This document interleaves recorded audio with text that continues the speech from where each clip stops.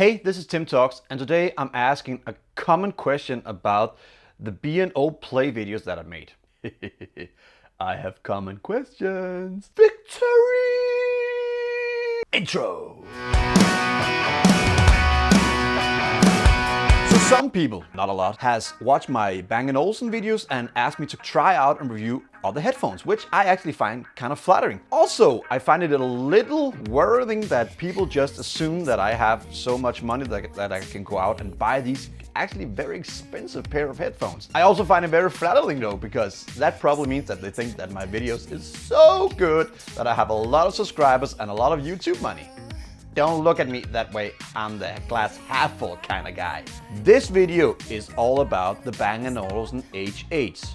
Now, why would I make a video about the H8s in 2017, especially when you have the H9s and the H8s is a few years old? I am gonna tell you.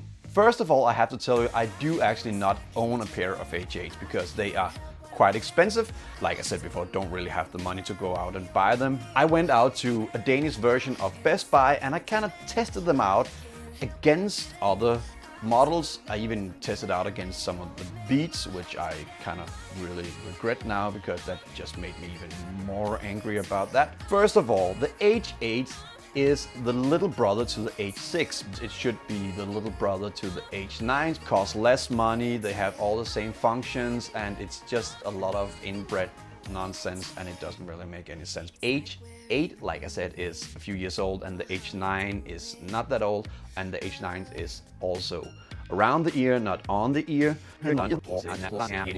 Like I said, the H8 is what you would call an on-ear fit, which means that they're resting on top of the ear, not around the ear.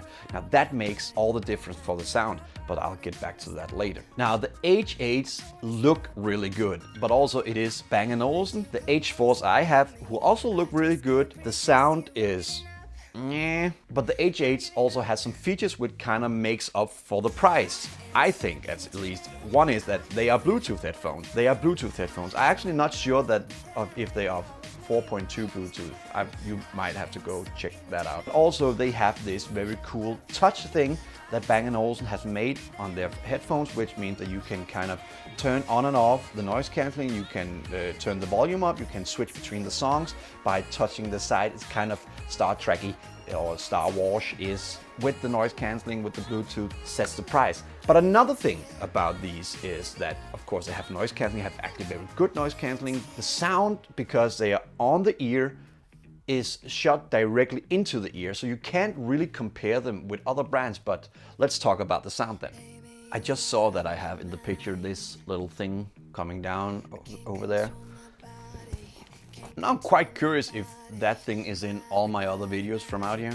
I have said about the Bang & Olufsen that they have a nice sound, which means that they have like a kind of the bass, a treble, and a scooped out middle here. That is actually not that true with the H8s because it has an on-ear fit, not an around-ear fit, so you can mostly compare them to the H5s. Now the H5s, if you don't know, is actually an in-ear pair, and this is the pair that I mostly use. The sound is shot directly into your ears, which means that you don't really have to turn them up that much and bother everyone else around you with your sound. The sound about these is that these has really good controlled bass. They have excellent mids and they have excellent highs. Controlled bass. Well, if you compare it to the very, very awful Beats. Now the Beats have very boomy low end. If you're a person who likes very bass heavy stuff, you would probably be fooled into think that this is actually quite good, because then you have a lot of bass, a lot of uncontrolled bass that will just shoot into your ears, and that will kill all the mids and all the highs. Sometimes in a lot of these like PA systems that can do the same, you have really crisp highs. Now the Beats doesn't even have that. They just pretty much just have bass. And I don't get why people buy them. Getting back to my point before I get sued now. Now the EQ for this is that you have the bass over here and you have the treble over here. You again have some raised bass, but with some good control so it doesn't get too out there. You will still have a lot of bass, don't worry. There's plenty of bass in here. Some raised bass here. And then actually you don't really have anything scooped out until you get into around what you will call 1K. That's kind of scooped out, and then there is also something up here scooped out, and then you get up and you have some raised highs again, so you don't really have to turn it up that loud. That is a very good setting, because that pretty much means that you get almost all the frequencies, but they just kind of pulled out the really annoying ones, and they added a little bass and they added a little highs, which again, it's also a nice sound, but it's not that whole scooped smiley out thing. I'm actually kind of impressed with the H8. I don't know if it's because I'm actually more used to the in-ear thing. It might be that, I actually think that the sound is way better, and with the noise cancelling, which I don't really care about, but it is nice to have the option whenever you're going on a plane. Also, when you're paying that much money, you should really get some value for it. Now, like I said before, I'm mostly using my H5s. I quite like these. The battery time is laughingly little compared to other brands, but this is probably the only one that I have experienced in-ear-wise Bluetooth that will deliver the amount of bass, so it sounds more like a full thing and you get the full spectrum. I'm not really that impressed with the H4s.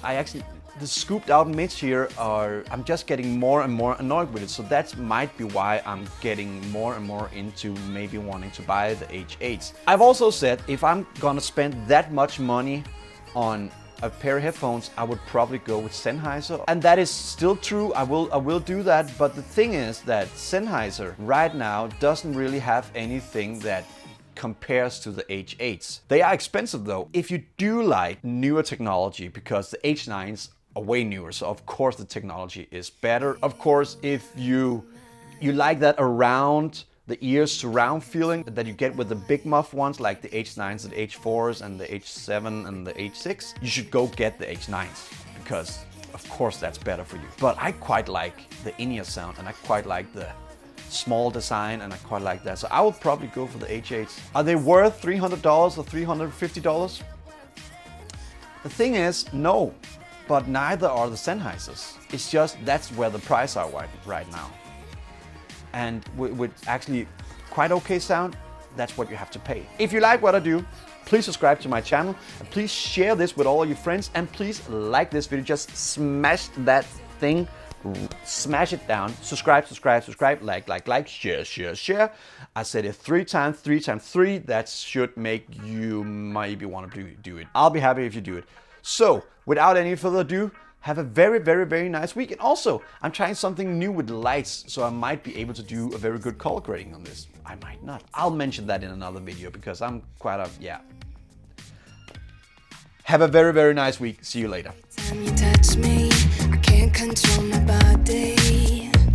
Hey guys, do you like this video? I'm trying to make so many good videos for you guys, so if you would just give me a subscribe or like, or maybe just click one of these videos that's popping up right here, that would make me so happy. Have a very, very nice day, and see you the next time.